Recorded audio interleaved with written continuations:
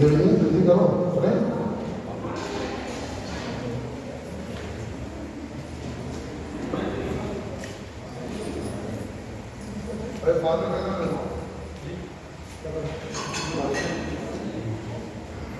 बोलिए।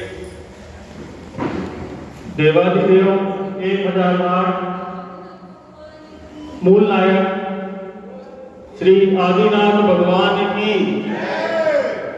संत शिरोमणि आचार्य 108 श्री विद्यासागर जी महाराज की, मुनि श्री 108 निर्णय सागर जी महाराज की, मुनि संघ की।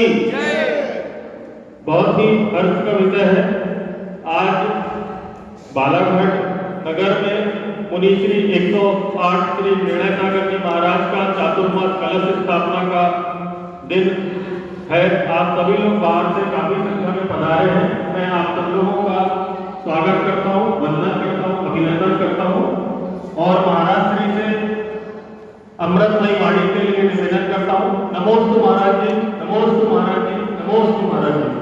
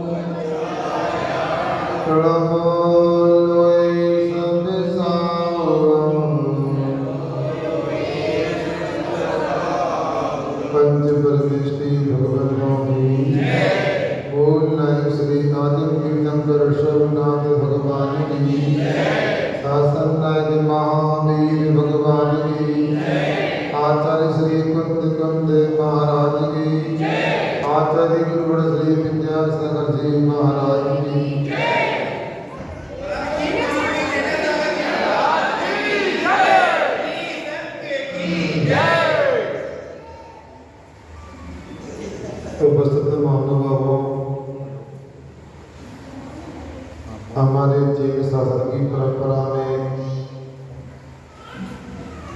तीर्थंकरों के बाद यदि सर्वोच्च स्थान आता है तो हमारे आचार्यों का आता है। और जैन शासन में आचार्यों की लंबी सूची है और उस लंबी सूची में आचार्य कुंद का नाम भी आता है। आप लोग अपनी बात आप जानो, मगर जब मुझे कुंद गोस्वामी का नाम स्मरण आता है, जब मेरे कानों में कुंद गोस्वामी का नाम पड़ता है, तो अपने आप ही एक आध्यात्मिक पूजा का संचार हो जाता है। ऐसे कुंद गोस्वामी ने अपने 84 वर्ष के जीवन काल में 84 ग्रंथों की रचना की। उन ग्रंथों में समय साल ग्रंथ सब लोग जानते हैं। उनका एक बेजोड़ अनमोल ग्रंथ है। उसी समय साल ग्रंथ की निर्जना अधिकार में कुंद गोस्वामी के लिए कोणा में परजबू परदब्बम नवदीदब्बम अपाणम परिगम धूलि दोजातो। और बंधुओं, यहाँ आचार्य महाराज कह रहे, कौन पंडित होगा, कौन मनीषी होगा, कौन विद्वान होगा जो पढ़त द्रव्य को लेकर के कहेगा कि ये मेरा द्रव्य है, पर वस्तु को कहेगा ये मेरी वस्तु है? बिल्कुल नहीं कहेगा। मनीषी पंडित विद्वान तो अपने आत्मा को ही अपनी वस्तु मानता है, आत्मा को छोड़कर कुछ भी मेरा नहीं, ऐसा ही उसका निश्चय होता है। मगर संसारी प्राणी अनादिकाल से 4 प्रकार की संज्ञाओं से ग्रसित है, और 4 तरह की संज्ञाओं में आर संज्ञा, भय संज्ञा, मेतु संज्ञा के उपरांत परिग्रह संज्ञा भी लगी हुई है। ये परिग्रह संज्ञा सूक्ष्म संप्राय नाम के 10वें गुणस्तांतर चलती है। अब सोच सकते हो ये परिग्रह कैसा है, कब से, अनादिकाल से, और आचार्य कहते हैं ऐसे परिग्रह से बचना ही समझता है। और आप लोग भी परिचित हो, शास्त्रों को भी पढ़ा है, सुना है, और लोक व्यवहार में भी आप जानते हो। व्यापारी लोगों तराजू के पेजे 2 पालरे हो गए थे, आजकल तो तराजू बदल गई है। अब क्या करें, वो कह रहा एक ही पाला ले लिया, इलेक्ट्रिक कांटे आ गए। पहले 2 पालरे होते थे जिसमें वजन ज्यादा होता था, वजन कहाँ जाता था, नीचे भी हो जाता था, और जिसमें वजन कम हो, आधा बिल्कुल ना हो। अब यदि हमने तराजू को समझा है, तराजू के सिद्धांत से हम परिचित हैं, तो अपने को सोच लेना चाहिए कि हमें भी ऊर्ध्व लोक की यात्रा करना है, हमें सितारे की यात्रा करना है, तो हमें अपने को खाली करना हो, और अनादिकाल की तरह अब भी संसार से प्राप्ति नहीं हुई और अधोलोक की यात्रा करना है, तो चल ही रहा है ये नॉन तेल लकड़ी का व्यापार। आचार्य उमा स्वामी महाराज ने कहा है, मूर्छा परिग्रह, मूर्छा का नाम परिग्रह होता है। और ये मूर्छा कैसे अपने अंदर में स्थान करती है, कैसे स्थान बनाती है, भगवान ही जानते हैं। सामान्य व्यक्ति तो समझ भी नहीं पाता है। व्यक्ति था, पहुंचा हुआ व्यापारी था, धनाढ्य था, मगर क्या किया जाए, सबका अपना अपना विचार है, मगर अभी भी परिग्रह संज्ञा की तीव्रता उसके अंदर में समाई हुई थी। उधर राजा ने अपने सैनिक लोगों को, अपने सेवकों को बोल रखा था कि मेरे राज्य में कोई गरीब नहीं होना चाहिए। आदमी ये बातें सामने सुनने में आती है, गरीबी दूर करने के प्रयास चल रहे हैं, जिनके पास घर नहीं है उनको घर दिए जा रहे हैं, जिनके पास पढ़ने को धन नहीं है उनको छात्रवृत्ति दी जा रही है। अनेक प्रकार के सरकार के आज भी उपाय हो रहे हैं। बात करें कि आज की सरकारों के अपने तरीके हम काम करने के, सुना है हमने दिल्ली से 1 रुपया आता है और गरीब व्यक्ति के पास 15 पैसे भी पहुंच जाए तो पुण्य का हो रहा है उसका। राजा ने बोल कर रखा था, मेरे राज्य में कोई गरीब नहीं होना चाहिए, और शब्द हिदायत देकर के रखी थी सेवकों को कि मैं नहीं जानता, मुझे मेरे राज्य में, मेरे नगर में, राजधानी में कोई भी गरीब नजर नहीं आना चाहिए, और यदि कोई भी गरीब नजर आया तो ठीक नहीं होगा, खेल नहीं तुम लोगों की। एक एक नगर को, एक एक मोहल्ले को, एक एक गली को और एक एक घर को तलाश करके आओ, कोई गरीब ना रहे। जितना संभव था अधिकारियों ने, कर्मचारियों ने, सेवकों ने, सैनिकों ने पूरे राष्ट्र में, पूरे नगरों में, गांवों में देखा, कोई गरीब ना रहे। अचानक राजा गर्मी अधिक होने से अपने महल के पिछले झरोखे के पास पहुंच गया है। झरोखा जानते हो?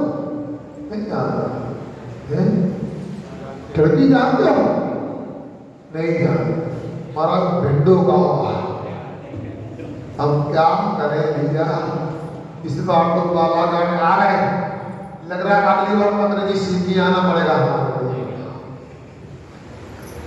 कैसा हो गया जीवन, और हिंदी बोलने में लोगों को अच्छा नहीं लगता, तो अंग्रेजी बोलते ही लोग खिलखिला जाते हैं। मगर जैन समाज के लोगों, मैं आपसे अभी भी कहना चाहता हूं, अंग्रेजी एक पश्चिमी सभ्यता है और हिंदी संस्कृति प्राकृत, ये हमारी श्रवण सभ्यता है, श्रवण संस्कृति है, भारतीय परंपरा। आप लोगों को तो प्राकृतिक संस्कृति का ज्ञान करना चाहिए, मगर आजकल स्थिति ये बन गई, हर व्यक्ति पश्चिमी संस्कृति की नकल करता है, पश्चिमी भाषा को ही सम्मान देना चाहता है। मैं पूछना चाहता हूं, बाहर से बहुत सारे लोग आए, नगर नगरांतर के, प्रदेश प्रदेशांतर के लोग आए, ये बताओ भैया सूरज कहां से उगता है?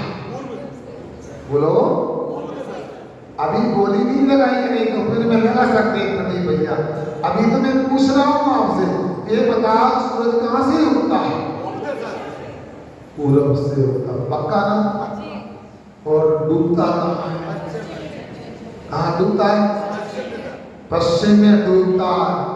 अब ये याद रखो, आप कितनी भी नकल कर लो, कितनी भी आप पश्चिमी संस्कृति को अंगीकार कर लो, अंग्रेजी कितनी भी सीख लो, कितनी भी स्वीकार कर लो, सूरज याद रखना हमेशा पश्चिम में डूबता है। उसी प्रकार हमारा जीवन भी जब भी डूबेगा तो पश्चिमी संस्कृति के साथ डूबने वाला है, और जब भी उगेगा तो प्राचीन दिशा से उगने वाला है। आज हम लोग यहाँ बैठे हुए, दूर दूर से लोग आए और भावना है आज वर्षा काल के मंगल कलश स्थापना करने की। एक बार की घटना सुनाऊं मैं आपको। मेरा चतुर्मास 2007 में कोतमा में हुआ था। जैसे यहाँ पर भी बालाघाट के किनारे पर महाराष्ट्र लगता है तो छत्तीसगढ़ लगता है, वैसा ही वहां पर भी कोतमा के किनारे पर छत्तीसगढ़ की सीमा भी मनेन्द्रगढ़ था, और उन्होंने भी वर्षा काल का प्रयास किया था, किंतु चातुर्मास तो एक वर्ष में एक जगह हो सकता है। जब मंगल कलश स्थापना की बेला आई तो एक व्यक्ति को पता नहीं जोश आया और मनेन्द्रगढ़ का सरावक्ता बोलता है, कोतमा वालों तय कर लो, तुमको चातुर्मास चाहिए, कलश चाहिए। और उनको लगा कि चातुर्मास नहीं मिला तो कोई बात नहीं, चातुर्मास पोतना में हो रहा है तो कोई बात नहीं, चातुर्मास का शरीर तो हम लेकर के जाएंगे। और जितने भी कलश थे अधिकांश कलश मनेन्द्र वाले ले गए। अब अपना अपना भाव होता है, तो मैं ये बोल रहा हूं आज मंगल कलश की स्थापना हो रही है। मंगल क्या होता है महाराज जी, आपको पता नहीं? हिंदी की बात करते हो, आपको पता नहीं? सोमवार के बाद दिन आता सुना मंगल होता है। गजब करते हैं आप लोग। मैं उस मंगल की चर्चा नहीं कर रहा हूं, मैं काल को लेकर नहीं, मैं भाव को लेकर चल रहा हूं। मंगल लाती भी मंगल, मंगल शुभ होता है, जो सुख को लाता है और मंगल कहलाता है। अथवा मंगलती भी मंगल, मन में पाप होता है तो पाप को गलाता है, वो मंगल कहलाता है। यहाँ प्रतिदिन सुबह मध्याह्न काल में अपराह्न काल में स्वाध्याय चलेगा, चल रहा, चालू हो गया। और अनेक प्रकार के कार्यक्रम होंगे। तो भले ही बालाघाट के समाज के लोगों ने विचार बनाया, सबने मिलके, पुरानी कमेटी ने, नई कमेटी ने, समाजसेवकों ने, इस बार तो कुछ भी हो जाए हम चातुर्मास करा के रहेंगे। और वो लोग सफल भी हो गए। पूछो कहां कहां के लोग आए, उनके मन में क्या लग रहा होगा? बालाघाट वालों, आपके सामने थाली भर दी जाए मिष्टान से, व्यंजनों से, और जैसी खाने की पीता आए और थाली खींच ली जाए। ऐसा लगता होगा हम कटनी पहाड़ी से यहाँ पर आए, पता हम लोग। अनेक लोगों ने वहां आकर कहा, मगर यदि हमारे प्रसंग में बात करें, गुरु कृपा तो बालाघाट वालों पे होगी। अब बालाघाट वालों को सोचना है, ये मंगल कलश का कार्यक्रम रख लिया। हमने कहा था देखो, इससे हमारे चातुर्मास का कोई संबंध नहीं, फिर भी आप लोग मंगल करना चाहते हैं, मंगल चाहते हैं, तो मना नहीं कलश रखने की। अनेक मंगल द्रव्यों में कलश भी एक मंगल द्रव्य होता है। फिर भी आप लोगों ने कार्यक्रम रखा। अब याद रखना, पूरी बालाघाट की समाज और पूरे देश की समाज यहाँ पर आ गई, मगर जो यहाँ पर कलश की स्थापना करेगा और प्रसाद की व्यवस्था में अपना त्याग करेगा, उसी को विशेष रूप से इस चातुर्मास का श्रेय मिलने वाला है। राजा ने बोल रखा था, कोई भी गरीब ना है, मगर खिड़की से झरोके से देखा, एक दर्दी फटा कुर्ता पहने हुए, एक पुरानी मेली सी धोती पहने हुए पगडंडी के रास्ते से चला आ रहा है। सिर पर एक गमछा बंधा हुआ था और गमछे के ऊपर मोटी मोटी लकड़ियों का एक कट्ठा रखा हुआ था। जैसे ही राजा ने देखा, राजा का माथा ठनक गया। मैंने कितनी बार अपने मंत्रियों की मीटिंग में कहा, कितनी बार अधिकारियों को संकेत दिया, कितनी बार सैनिकों कर्मचारियों को कहा, मेरे देश में, मेरे नगर में कोई गरीब नहीं लेना चाहिए। हो सकता कोई बाहर से आया, दूसरे देश से आया हो, एकदम क्रोध व्यक्त करना उचित नहीं, थोड़ा जानकारी ले लेना चाहिए। इसमें किसकी चूक हुई है? अधिकारियों ने सही जानकारी संग्रह नहीं की अथवा कर्मचारियों ने प्रमाण किया है, गड़बड़ तो कहीं ना कहीं दिखाई दे रही है। मंत्रियों को, सैनिकों को, अधिकारियों को तलब किया, बुलाया, ये बताओ, मैंने कहा था मेरे देश में, मेरे नगर में कोई गरीब नहीं होना चाहिए।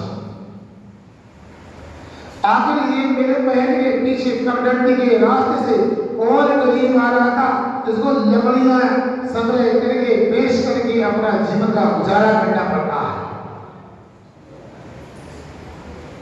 मेरे राज्य में, मेरे नगर में, राजधानी प्रदेश में यदि एक भी व्यक्ति गरीब है वो मेरी बदनामी, क्योंकि राजा को तो प्रजा पत्र की तरह होती है। सो गए, सो गए, सो गए, बोलो तो, ऐसा नहीं करना, सो जाओ। अब क्या करें? हमने पूर्व में भी कहा था, कई जगह वर्षा कार्य करने जाते तो बिहार में भी वर्षा नहीं मिलती और चैत्र मास के दिनों में भी कई बार तो महीनों सूखा ले जाता है। मगर जैसे ही हमने पहाड़ी कंडी से बिहार किया, एक आध दिन भी ऐसा नहीं लगा कि गर्मी का वातावरण है। जहां से बालाघाट की ओर हमने रुक किया, वो बालाघाट पर पूरा वर्षा काल का माहौल दिखाई दे रहा है। कुछ लोग आज शिकायत कर रहे थे सुबह सुबह से, महाराज यहाँ तो खूब वर्षा हो रही, खूब हरियाली हो गई, हमारे यहाँ तो पता नहीं क्या हो गया, मेघवान कब प्रसन्न होंगे, एक बादलों को क्या हो गया, कहीं आप अपने साथ में तो नहीं ले आए किले में भर। मैं तो यहाँ की भगवान से प्रार्थना करता हूं, जब यहाँ की समाज मेरी बात मानने में थोड़ी कमजोरी दिखाई देती है, मैं तो अपने ऋषभदेव भगवान से प्रार्थना कर लेता हूं, सब काम अपने आप हो जाता है। और आदमी के ऋषभदेव भगवान से प्रार्थना करता हूं, आज मंगल कलश स्थापना का समय है। आज जो जो जहां से आए और जो भावना लेकर के आए, उनके मन का कलश भर जाना चाहिए। हर नगर में सुख समृद्धि हो जाना चाहिए। भले ही उनका चतुर्मास नहीं हो रहा, पर मुझे विश्वास है जितने लोग यहाँ बालाघाट में आए हैं, सब मन से चातुर्मास में हमारे साथ में है। और बंधुओं, उस राजा ने पता लगाया कि गरीब व्यक्ति आखिर कहां से आया। अधिकारियों ने बाली की शिक्षाएं भी लिखी और पता लगा ये कोई करीब नहीं, ये तो यहाँ का नगर सेठ है। मगर अभी सीधा सीधा व्यक्त करना भी ठीक नहीं। अधिकारियों से कहा ऐसा करो, अभी पूरा रहस्य उद्घाटन ना हो, अभी तो एक काम करो, क्या करना, उस गरीब व्यक्ति को लकड़हारे को मेरे पास लेकर के आओ।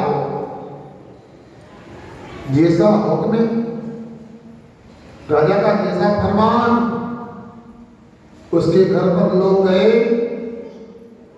तो उससे कहा, आपको राजा ने याद किया है। अच्छा, राजा ने याद किया? तो अंदर में भय भी लग रहा था, पता नहीं क्या होने वाला है। ये राजा महाराजा महाराज, इनका कोई पता नहीं कब किस पुणे में आ जाए। एक दिन यहाँ पर शंका समाधान में किसी ने पूछा, महाराज जी आपको बेराग कैसे हुआ? हमने पूरी कथा सुना दी उनको संक्षेप में, मगर मैं बताओ, बेराग हुआ साधना की, और मुझे तो ये याद नहीं मैंने कभी दीक्षा के लिए श्रीफल भी चाहा। गुरु महाराज से, आचार्य महाराज से यूं ही निवेदन करते रहते थे, सीधा सीधा निवेदन ही नहीं कि दीक्षा लेना है। एक बोला एक बार, क्या जिंदगी भर आश्रम में ही रहना है क्या? परंतु ऐसा नहीं, आपके सामने आश्रम में वृद्ध युवा ब्रह्मचारी साधना करते हैं, कई की समाधि हो गई और आप कहीं की तैयारी करा रहे। समय आएगा, हमें पूरा ख्याल है आपका। और एक दिन की घटना,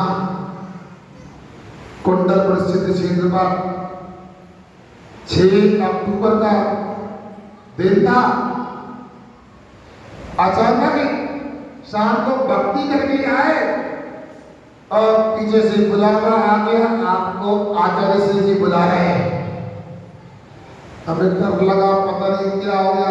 अभी तो उनके पास से आए थे, कहीं कोई गलती तो नहीं हो गई, कोई हमें डांट आदि तो नहीं पड़ना है। अब जो भी बुलाया तो जाना तो पड़ेगा, बड़े बुलाए और नहीं आए ये तो ठीक नहीं ना। 52 नंबर मंदिर है, वो भी ऋषभदेव भगवान का ही मंदिर है। उस मंदिर में आचार्य महाराज विराजमान थे। उनके निकट में मुनि श्री शमेश सागर जी, मुनि श्री योग सागर जी और मुनि श्री समाधि सागर जी थे। हम गए, नमस्ते किया। पहले तो उन्होंने कहा, क्यों आए? हमने कहा, आपने बुलाया? अच्छा, किसने बुलाया? आपने। दूसरे महाराज बोले, यहाँ बैठो बैठो। उन्होंने कहा, दीक्षाएं हो रही। हमने कहा, अच्छी बात, दीक्षाएं हो रही, आपको लेना है? तो मैंने कहा, आपको देना है? उन्होंने कहा, आप ले लो। हमने दे दो। बस इतनी वार्ता हुई, कुछ नहीं सोचा। कोई विकल्प? हमने कहा, वैसे तो कोई विकल्प नहीं, आश्रम की जिम्मेदारियां थी। एक बार इंदौर जाने का भाव, समय नहीं। और बंदियों, अब लग रहा था डांट पड़ेगी। डांट तो नहीं पड़ी, सेवा करने का प्रसाद मिल गया। और तो उन्होंने कहा, वैसे तो दीक्षाएं मध्याह्न काल में होती, दोपहर में होती, पता नहीं कैसा योग था। बड़े बाबा की, छोटे बाबा की कृपा थी, हमारी सुबह 8 बजे ही दीक्षा की प्रक्रिया प्रारंभ हो गई। 11 बजे तो सुंदर दीक्षा हो चुकी थी। कहने का मकसद यह है, बड़े लोग बुलाए तो जाना तो होता ही। उस व्यक्ति को बुलाया गया, वो गया डरता डरता। राजमहल में प्रथम बार ही प्रवेश किया होगा। राजा ने बुलाया, क्यों? आप लकड़ी आप ही लाकर विक्रय करते हो? हाँ, हम ही विक्रय करते हैं। क्यों? क्या आवश्यकता है? मेरे राज्य में कोई अभाव है? कोई समस्या है? धन की कमी है? क्या आपकी गुजर बसर नहीं हो रही? हो तो रही, तो क्यों लगा दो? बात यह है, मेरे मन में एक लंबे समय से विकल्प चल रहा है। क्या विकल्प है? विकल्प यह है, मेरी जोड़ी नहीं बन रही। क्या नहीं बन रही? जोड़ी किसकी? मेरे घर में एक पेड़ है। क्या? एक पेड़ है, और मैं चाहता हूं एक पेड़ और हो जाए ताकि मुझे अच्छा लगे। तो कैसा पेड़ है? बुलाया अधिकारी हो, ये व्यक्ति बेल चाहता और ले जाओ गौशाला में, जहाँ अनेक अनेक प्रकार की गायें हैं, अनेक पेड़ हैं, और जैसा चाहता, जितना भी ऊंचा चाहता है, बलवान चाहता, इसको एक पेड़ दे दो, मगर याद रखना आज के बाद लकड़ी नहीं बेचना। मेरे राज्य में कोई लकड़ी बेचे, मेरी बदनामी, ऐसा अब नहीं होना चाहिए। सुन रहे जैन समाज के लोगों, समझ में आ रहा है? यहाँ हमारा चातुर्मास हो रहा है। क्यों बालाघाट वालों को पता है? चातुर्मास हो रहा है। आज मंगल कलश की स्थापना होना है, इसलिए स्थापना की जा रही है। मुझे तो लगता है जिन लोगों को पता नहीं लगा, आज पता लग जाएगा शाम को 5 बजे कि चातुर्मास अपनी सदका बालाघाट में हो रहा है। क्योंकि आज मंगल कलश के बाद एक कार्यक्रम और रखा गया है, उसमें पूरी समाज का आमंत्रण है। सुन रहे ना? और यदि कमेटी ने ना कर पाए तो हम कर रहे, आप बुलाऊंगा, चलाऊंगा, लेबूंगा का इंतजार नहीं करना, सब आ जाना। उसके माने पता लग जाएगा इस संत भवन में क्या हो रहा है। पूरा स्पष्ट नहीं करूंगा, अच्छा नहीं लगता है, समझ गए होंगे आप लोग हैं? सुना है शाम को चूल्हा नहीं जलना है। कहाँ कहाँ पर? बालाघाट में नहीं, जैन समाज बालाघाट में। आप सुनो, आपका चूल्हा नहीं जलना बहुत अच्छा है, मगर आज तो साधनी बात्सल्य व्यक्त होना है।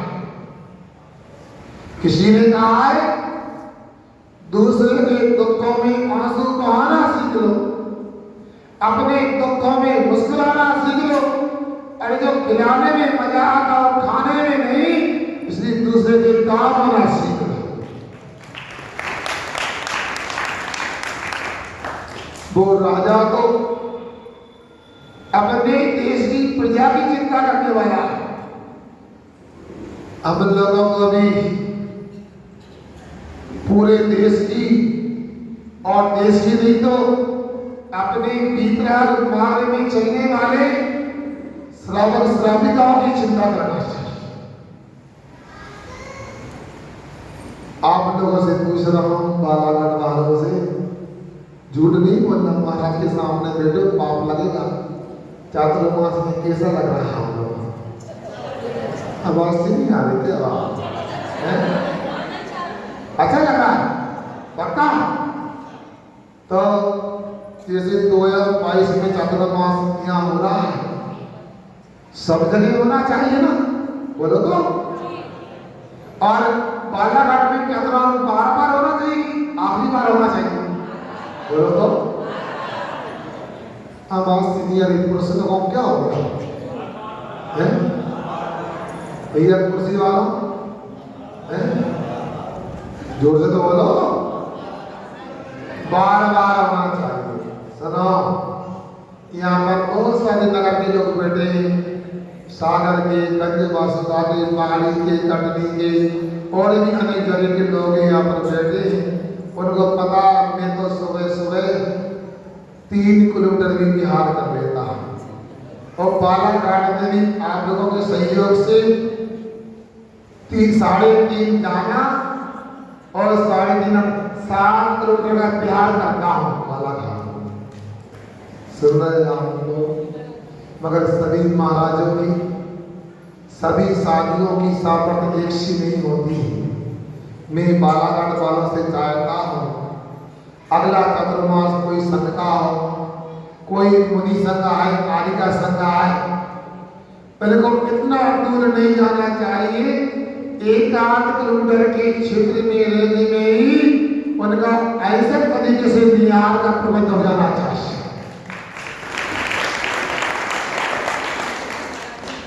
समझ रहे हमारी बात? यहाँ पर कितने भोले वाले बच्चे हैं, नन्हे मुन्ने बच्चे हैं। सही बताऊं, मुझे तो जब से आया ऐसा लग रहा है यहाँ की बालाघाट के कई बच्चे बच्चियां मुनि आयला बन सकते हैं। मगर देखो बंधुओं, आप जानते हो डूबते के लिए तिनके का सहारा बनाया। और ये भी आपने सुना होगा, एक छोटी सी चिंगारी भी पूरे नगर को नष्ट कर देती है। एक छोटी सी माचिस की तीली भी पूरे नगर को रोशन कर देती है। उसी प्रकार पाठशाला का थोड़ा सा संयोग, बच्चे का आधे घंटे के लिए आना, हो सकता है उसे आचार्य विद्यासागर बना दे, उसको पेंशन वाला बना दे। क्या कह सकते हैं? तब हो सकता है बालाघाट की समाज थोड़ी हमारी बात सुने। एक कलश तो औपचारिक है, एक कलश तो आप लोग वैसे भी रख सकते हो, मगर मैं चाहता हूं इन कलशों के निमित्त से समाज के लोगों के द्वारा, और वैसे तो बाहर के बहुत से लोग आए, मैं किसी से कह दूंगा, मुझे विश्वास है वो मना नहीं करेंगे कलश के लिए, मगर अपने बालाघाट में अपने बच्चों को, अपनी समाज को संस्कार बनाने के लिए, उनके लिए जगाने के लिए तरीके से चातुर्मास करवाना चाहते हो तो यहाँ के लोग इन कलशों की स्थापना करें। आप लोगों के आए हुए लगभग 1 सप्ताह होने जा रहा है। बड़ी बड़ी दुकानें, शोरूम में, मकान भी गजब के, भले दिखने वाले नहीं है उसमें। कोई का बच्चा दुबई में, कोई का अमेरिका में। अब क्या करोगे? अरे कुछ ऐसा काम कर लो जिसके माध्यम से हम जिसे साधु बालाघाट में आए, एक दिन के लिए आए और जंगल की व्यवस्था देते 1 महीना रुकसा है, और 1 महीना के लिए आए और 4 महीना का चतुर्मास करके आए। मेरी बात अच्छी नहीं लग रही आप लोगों को? क्या बोला तो सुन रहे ना? अब ये तो तब संभव हो सकता है। आहार तो करना आसान है, निहार का प्रबंध होना चाहिए। और बंधुओं, साधु आते 4 महीने के लिए और बिहार हो जाता है, क्योंकि साधु तो साधु होता है, बेटा पानी रमता जोगी होता है। मगर आखिर बाद में क्या होगा? साधुओं के द्वारा तो समाज में संस्कार दिए जाते हैं, मगर जहां पाठशाला होती है वहां हमेशा 12 महीने संस्कार दिए जाते हैं। मैं तो कई बार बोलता हूं, आज अपने अपने बच्चों को सच्ची राह दिखा देना, जो चल नहीं सकते उन्हें चलना सिखा देना, आपके उपकार को मानेंगे जरूर, अपने बच्चों को उंगली पकड़ के पाठशाला पहुंचा देना। इसलिए हमने तो कमेटी के लोगों से बोल दिया है, हमारे पुराने कमेटी के लोगों ने भी बड़े बड़े काम किए, अब करके ही पदचिन्हों पर नई कमेटी चलना चाहिए थी। यहाँ पर सुंदर जिनालय का निर्माण भी हो गया है, समाज में दो दो जिनालय है, एक संत भवन भी अच्छा बन गया है।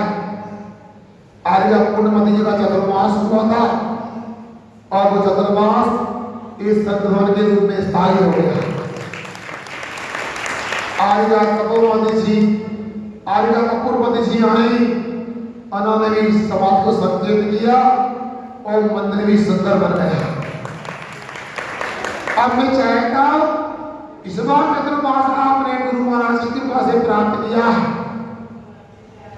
हमने देखो पहले भी आपसे कहा था बालाघाट बात, जब आपका पहली बार फोन आया पहाड़ी में, वो भैया बेटे फोन आया था पहाड़ी के, महाराज जी बालाघाट की समाज स्थिति पर चलाने आना चाहिए थी। हमने कहा इतनी गर्मी पड़ रही है, कटनी में लोग चल नहीं पा रहे और गर्म सड़कें हो जाती, और पहाड़ी में भी अच्छी गर्मी पड़ रही है, और यहाँ से बालाघाट क्यों जाना का बालाघाट कितना 3 किलोमीटर 30 क्या 130 230 पूरा 330 दिख रहा, और सूरज बोल रहा है चतुर्मास पहाड़ी कटनी में कर लो कहीं मत जाओ। मगर जब उस व्यक्ति ने जिसने फोन सुना महाराज जी, वो तो माने ही नहीं रहे, और बालाघाट वाले क्या बोल रहे हैं, वो बोल रहे हैं हमें तो सूचना चाहिए और हमें तो ऊपर से आदेश मिला है पहाड़ी जाने का। अब ऊपर से आदेश मिला तो अपने मना कैसे करो, गलत हो जाएगा। हमने कहा मेरे गुरु महाराज का आशीर्वाद है, तो विश्वास है जो भी हो अच्छा ही होने वाला है। और 16-17 तारीख को आप लोग छिंदवाड़ा के पास गए, बस गाड़ियां लेकर के, और वहां से जैसा आपने बताया कि हमें तो आदेश मिला है यहाँ नहीं आओ, समय खराब नहीं करो, पहाड़ी जाओ। भले ही बालाघाट के लोग डर गए कि पहाड़ी चढ़ना पड़ेगा, पता है शेखर जी की पहाड़ी है कि कैलाश पर्वत पहाड़ी, भगवान हिम्मत की आप लोग आए, तो आप लोगों ने कहा नहीं महाराज पूरा प्रबंध रहेगा, और पहाड़ी के लोगों ने भी सहयोग किया प्यार में, रास्ते में जो नगर के श्रवण मिले ग्रामों के उन्होंने भी सहयोग किया, और बालाघाट वालों ने भी थोड़ी भी रिस्क नहीं। आजकल लोग सरकार बनाते हैं ना, एक भी पार्षद विधायक गड़बड़ न हो जाए, अपने निगाह में घेरे में रखो। वैसे ही बालाघाट वालों ने पता नहीं कोई पट्टी सीख ली उन लोगों ने, उन्होंने हमें ऐसा रखा एक भी दिन पहाड़ी से लेके बालाघाट तक, बालाघाट का कोई व्यक्ति ना हो ऐसा कोई दिन नहीं निकला होता।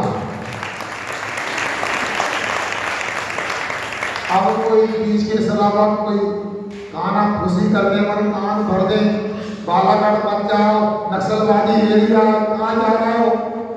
बालाघाट वालों ने बिल्कुल सुरक्षा रखी, महाराज किसी की बात सुने भी न ले। अब यहाँ तो आ गए, अब आप लोगों से कहना चाहता हूँ, सब जगह लोगों ने अपनी अपनी साधुओं के यहाँ का प्रबंध किया है। इस चातुर्मास में मैं कुछ नहीं चाहता हूँ, बस 2 भावनाएं हैं मेरी, और विश्वास है आप पूरा करोगे तो फिर में जो पुरानी कमेटी ने साधु के निहार के लिए जमीन खरीदी, जो वह बाउंड्री वाल बना दिए, अब उसमें ऐसा प्रबंध करेगी भी आप समाज के सहयोग से वहाँ कोई घास ना होके और निर्विकल्प होकर के आने वाले 50 वर्ष तक यहाँ बालाघाट में साधुओं का चातुर्मास होगा और यहाँ पाठशाला चलती है। बाहर के लोग जानते हैं पाठशाला का मतलब 8-10 वर्ष के बच्चे नहीं होते। हमारी पाठशाला में 90 वर्ष के पुरुष भी होते हैं और 60 वर्ष की दादी भी होती है। पुरुष पाठशाला, महिला पाठशाला और बच्चों की पाठशाला, तब जाकर ये काम होता।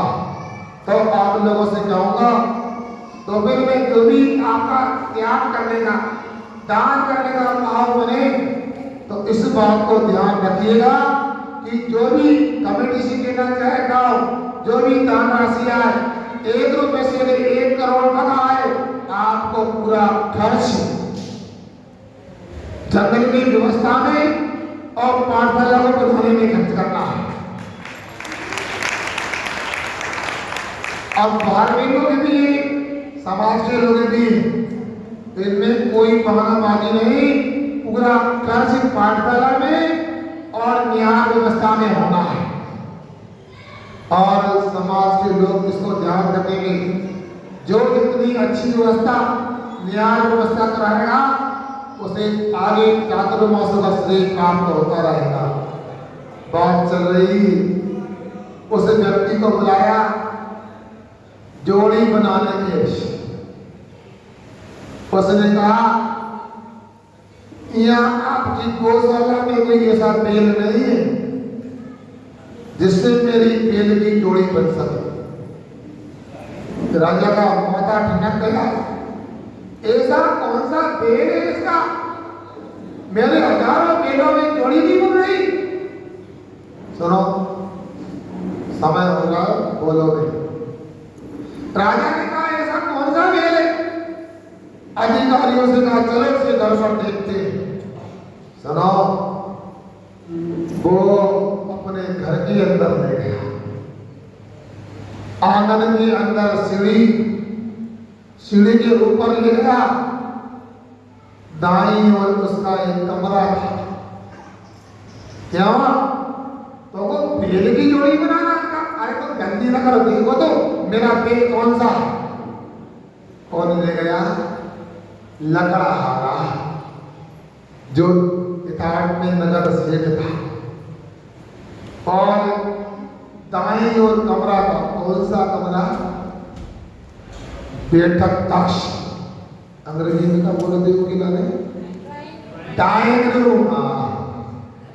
हिंदी तो सही में क्या हो गया आप लोगों को बता। अंग्रेजी चले गए, बोलो तो वो आपने रख ली अंग्रेजी बता। आप बैठक कक्ष में अनेक अलमारियां बनी हुई थी। अब उसने अपने राजा अधिकारियों का कि अलमारी के अंदर, कांच के अंदर देखो ना, एक सोने का एक इतना बड़ा बेल है। कितना बड़ा होगा? 10 किलो का वजन का होगा। इस सोने के बेल की जोड़ी बनाना है। श्री में जंगल से लकड़ी लाता हूं और लकड़ी बेचकर धन संग्रह कर रहा हूं। इसलिए मैं बोली वगैरह लेता नहीं हूँ, दान वगैरह का मेरा विचार अभी ये नहीं, फिर बेल की जोड़ी बन जाए इसलिए मैं लकड़ी बेचता हूँ। राजा को भयंकर क्रोध आया। ऐसा कंजूस जिसके घर में बैठक कक्ष में कई किलोग्राम के एक हाथी, घोड़े, पेड़ आदि खिलौने रखे, पता नहीं अंदर में खजाने में क्या हुआ। और फिर क्या था? फिर क्या हुआ? पूरी टीम आ रही। कौन सी टीम सुशील भाई? इनकम टैक्स रेड पड़ गई। पूरा मकान को घेर लिया, तलाशी ली गई, बंद कमरे खुलवाए गए और सब पता लगाया। सेठानी समझदार थी, वो समझती थी सुलह करने में समझदारी। और सुनो, बड़े सेठ तो कंजूस नहीं था।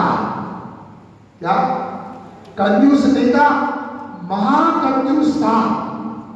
क्या बोलते महाकंजूस को? क्या मक्खी चूस? अक्सर बालाघाट में चलता है और भी नहीं। मक्खी चूस क्या होता है? दूध में मक्खी गिर जाए तो उसमें से भी दूध झरा करके मक्खी को अलग करता है, वो मक्खी चूस होता है। बंधुओं, सेठानी सोचती है इनको क्या हो गया, और बंधुओं उसका नाम तो जो भी हो, और मन में आ गया लुब्ध दत्त सेठ, है ना?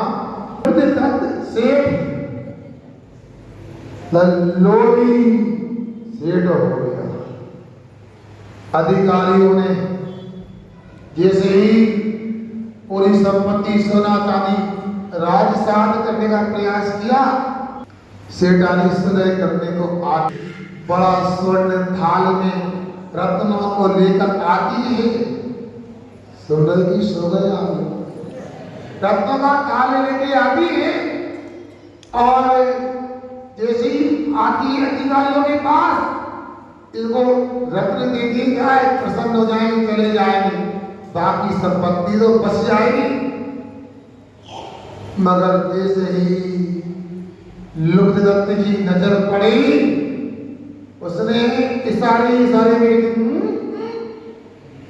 चली जाओ, मेरे पैसे कमाएगी और तू रत्न का थाल लेके आ गई, पगली कहेगी। अब उस सेठानी के लिए पता नहीं मैं पगली हूं कि पगला, ये तो समय बताएगा। और बंधुओं, फिर क्या था, राजा ने उस लुब्ध दत्त सेठ को गिरफ्तार कर लिया और उसके लिए कैद खाने में, कारावास में, जेल में डाल दिया। पूरी की पूरी संपत्ति राजसात। और आप जानते हो मूर्छा परिग्रह, एक परिग्रह एक मूर्छा ही गिराता है। बाहर का सोना चांदी हीरा मोती परिग्रह नहीं, अंदर में जो अपनी रात तक पड़ती है ना, ममदम अभिप्राय परिग्रह, ये मेरा है, एक परिग्रह है। सुन रहे हैं आप? बालाघाट में बताओ सबसे बड़ा मकान कौन का है? मैं बता दूं? सबसे बड़ा मकान यदि है मेरा झुल्लर जी का।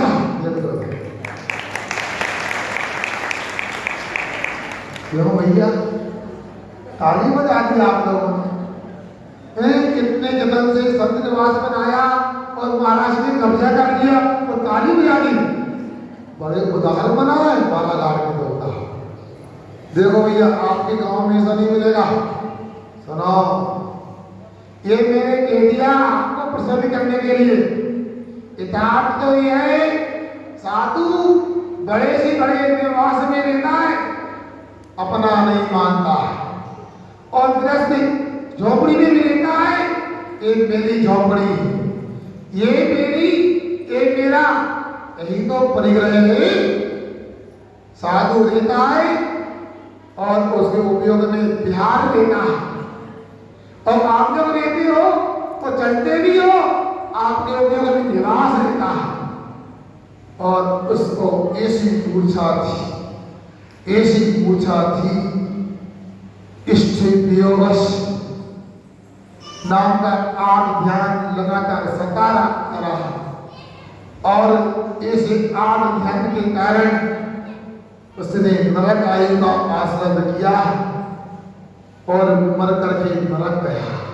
और लुब्ध दत्त नाम का सेठ, मगर मुझे विश्वास बालाघाट में कोई भी लुप्त सेठ नहीं, यहाँ तो भिक्षुक दान करने वाले लोग हैं।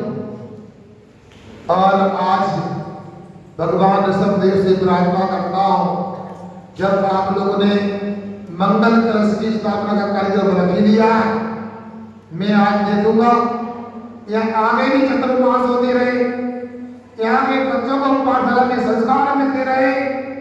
उस बाबत अपने धन का, अपने जीवन का को त्याग करने का भाव बनाएगा।